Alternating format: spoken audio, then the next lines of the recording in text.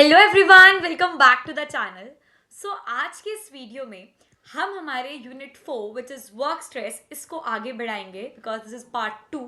जिसने भी अब तक पार्ट 1 नहीं देखा है तो जल्दी से जाइए और पार्ट 1 को पहले कंप्लीट कर लीजिए, तभी आपको अच्छे से पार्ट 2 समझ आएगा।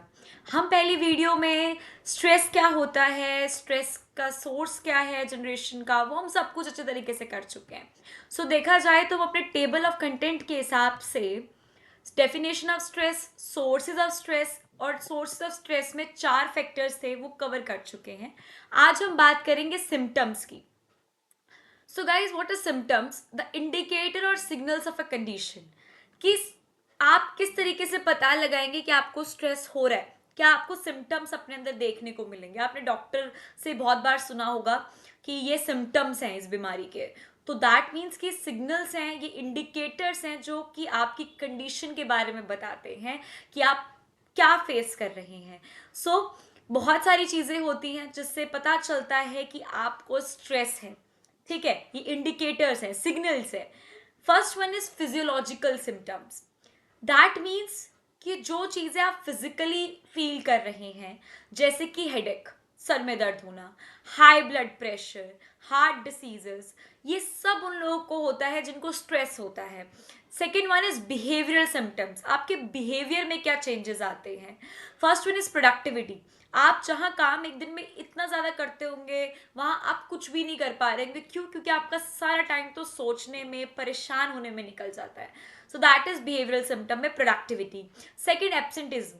आप खुश नहीं है अपने काम से, आपको स्ट्रेस है, तो आप क्या करेंगे? आप काम चुराएंगे, आपका मन नहीं करेगा जाने का, आप सोचेंगे मैं घर पे ही ठीक हूँ, वहां जाऊंगा मेरे को और स्ट्रेस होगा, तो एब्सेंटीज्म इंक्रीज होगा। In the last one we are having turnover. आपका काम करने का मन नहीं करेगा तो आप, जाहिर सी बात है कि आप ऑर्गेनाइजेशन को छोड़ेंगे। ठीक है, क्योंकि आपको पता है कि वहां पे डेडलाइन बहुत ही कम की होती है और काम बहुत ज्यादा होता है। ठीक है। Then third one is psychological symptoms. ठीक है, आप मेंटली क्या क्या चीज़ें फेस कर रहे हैं, emotionally, anxiety, depression, decrease in job satisfaction, ये सारी चीज़ें जो कि आप साइकोलॉजिकली फील करेंगे। So these are the symptoms of stress. And I am sure कि आपने कहीं ना कहीं अपने पॉइंट ऑफ टाइम में आपकी लाइफ में ये सारी चीज़ें फील करी होंगी। अगर आपको लगता है कि आपने चीज़ें फील करी हैं, क्या ऐसी सिचुएशन रही है जहाँ पर आपको ये सब कुछ सिम्टम्स अपने अंदर देखने को मिले और आपने फिर क्या करा, तो ये चीज़ें ज़रूर कमेंट सेक्शन में बताएं, जिससे कि बाकी लोगों को भी पढ़कर पता चले कि हम क्या कर सकते हैं और ये सिर्फ हम नहीं, बाकी सब भी फेस करते हैं। सो प्लीज़ ज़रूर ये करिएगा। Then we are having the second slide which is about stress management techniques. किस तरीके से हम स्ट्रेस को मैनेज कर सकते हैं, ये है इंडिविजुअल अप्रोच जो हम अपने लिए कर सकते हैं। Time management. देखिए, जब जब आपका स्ट्रेस होता है, जब आप टाइम को मैनेज नहीं कर पाते, काम बहुत सारा लेकिन आप टाइम नहीं दे पा रहे, मतलब बिल्कुल ही मैनेजमेंट नहीं है। सो टाइम मैनेज करेंगे तो चीज़ें आसानी से होने लगेंगी, डेडलाइन से पहले पहले। Prioritize task and avoid procrastination. Physical exercise, exercise कीजिए, योगा कीजिए, वॉक करिए, रिलैक्सेशन टेक्निक, वही आ जाएगा meditation, deep breathing. Then healthy lifestyle. बहुत बार क्या होता है कि हम अच्छा खाना नहीं खाते, स्लीप हम पूरी नहीं लेते। ठीक है, तो नींद होना भी पूरे 7-8 घंटे की बहुत ज़रूरी है।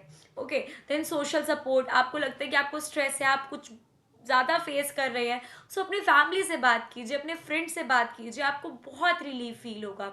तो ये टेक्निक्स है जिनको आप फॉलो कर सकते हैं अपने स्ट्रेस को कम करने के लिए, और ये सारी चीज़ें ऐसी हैं जो कि जेन्युइन आपको हेल्प करेंगी। देन ऑर्गेनाइजेशन आपको किस तरीके से हेल्प कर सकता है स्ट्रेस मैनेज करने में। क्लियर जॉब रोल्स, कि कोई भी काम है तो उसको बहुत ही अच्छे तरीके से रिस्पॉन्सिबिलिटीज को डिवाइड करना, कि कोई कंफ्यूजन ना हो, कोई कॉन्फ्लिक्ट ना हो और सबको अपना काम पता हो already. Workload management, distribution fair हो काम का। Healthy work environment, team work को इनकरेज करें, जो आपके कलीग्स हैं वो काफ़ी सपोर्टिव हो, उनको ये सिखाया जाए कि वी आर द टीम, हमें सबको साथ में लेके चलना है, किसी को भी लेफ्ट आउट फील नहीं कराना, अच्छे से काम करना है। एम्प्लॉय सपोर्ट प्रोग्राम्स, आपके पास HR के डिपार्टमेंट्स में से सपोर्ट प्रोग्राम्स भी होते हैं जो कि सिंपल आपके लिए ही होते हैं, जहाँ पर आप जाके अपनी बात कर सकते हैं कि आपको कहाँ स्ट्रेस फील हो रहा है, और वो जेन्युइनली आपकी मेंटल हेल्थ के लिए काम करेंगे, सपोर्ट करेंगे और चीज़ों को मैनेज कराने में पूरी हेल्प करेंगे। Then we are having recognition and rewards means what, I guess आपको दिख नहीं रहा होगा, it is visible. Recognition and rewards appreciate employees for their efforts, वो जो भी कर रहे हैं उनको अप्रिशिएट करना। आपको पता है आधी टेंशन हमारी लाइफ की तभी कम हो जाती है जब हमें कोई अप्रिशिएट करता है हमारे काम को लेकर, हमारे अंदर एक अलग जोश आ जाता है कि हमें ये काम करना है या हम इसे कर सकते हैं।